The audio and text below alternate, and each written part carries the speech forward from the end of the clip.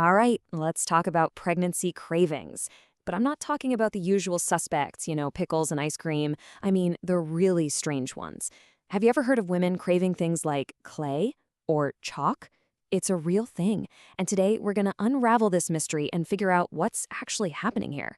I know, it sounds totally bizarre, right? But it's a very real experience for so many women. And this is way more than just some quirky pregnancy story. It's actually a super complex and honestly fascinating signal that the body and mind are sending out. So let's break it down. What is that signal really trying to tell us? So here's how we're going to tackle this. First, we'll give this craving a name. Then we'll get into the biology, these kind of confused signals the body sends out. After that, we'll look at the psychology of it, how the mind is just looking for some relief. We'll even touch on some deeper stuff, like cultural influences, talk about the risks, and finish up with what I think is the most important piece, empathy. Okay, first things first, what do we even call this? This phenomenon has a proper name, so let's get into that and see just how common it actually is. The official medical term for this is pica.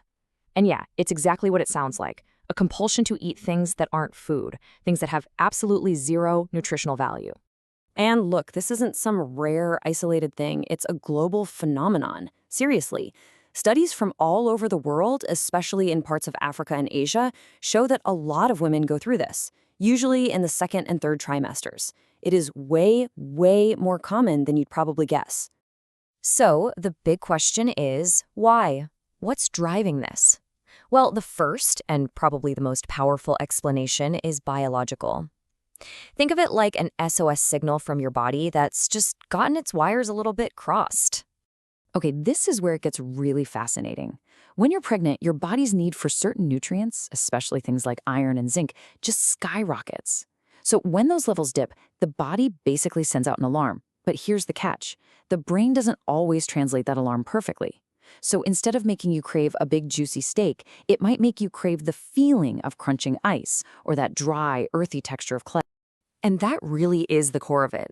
The craving isn't really for the thing itself. It's a desperate and, yeah, a little confused attempt to fix what's missing.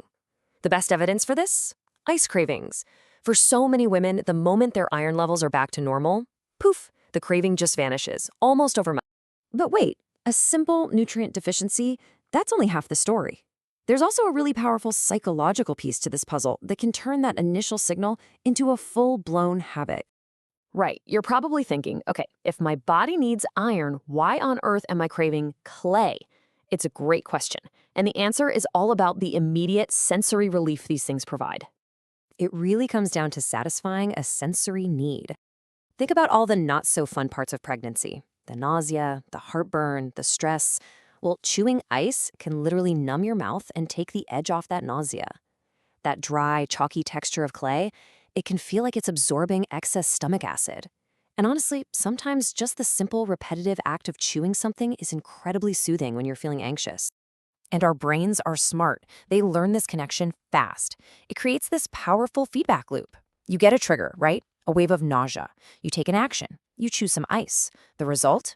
Instant, temporary relief. Your brain goes, aha, that worked, and it logs it as a win. So the next time you feel sick, that craving for ice is going to be even stronger. So we've got biology and psychology. But if we dig even deeper, there are other forces at play here, everything from hormones to our own ancient history. It's really a cocktail of different influences. You've got massive hormonal shifts that are changing your sense of taste and smell, making a texture you'd normally find gross suddenly seem appealing. Then there's the cultural piece. I mean, if you grew up in a community where it was normal to see pregnant women eating clay, your brain has already filed that away as a thing people do. And some scientists even think there could be an evolutionary echo here, like an ancient instinct to eat clay because it might bind to toxins in the gut, protecting both mom and baby. Okay, so we get why these cravings happen. They make a weird kind of sense. But now we have to talk about something really important, the potential dangers of actually acting on them. Because even though that relief feels real in the moment, the risks can be incredibly serious. Just because we can explain the craving doesn't make it safe to indulge. I mean, think about it. Clay and sand can be full of nasty stuff. Parasites, bacteria, even heavy metals. Chewing ice all day long, that can absolutely wreck your teeth. And here's the real kicker. Eating this stuff can actually block your body from absorbing the very nutrients it's screaming for, like iron, which just makes the whole problem worse. So, after everything we've talked about, what's the big takeaway here? For me, it all boils down to one simple, powerful idea: empathy over judgment. It is so important to get this. A woman experiencing these cravings isn't weird or weak. It is not a moral failing. It's a complex, deeply ingrained physiological and psychological response to the absolutely incredible demands of creating a human being. And that's why how we respond as friends, partners, or family is so critical. Shaming someone or just dismissing it as weird pregnancy stuff is the absolute worst thing you can do.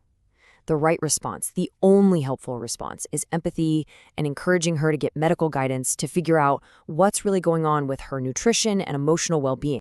At the end of the day, that's what pica is: a meaningful signal. Yeah, it's a little bit scrambled, but it's coming from a body that's under an immense amount of stress. So the solution isn't to try and shame that signal into silence.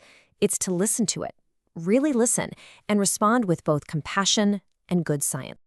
And that kind of leaves us with a much bigger question, doesn't it?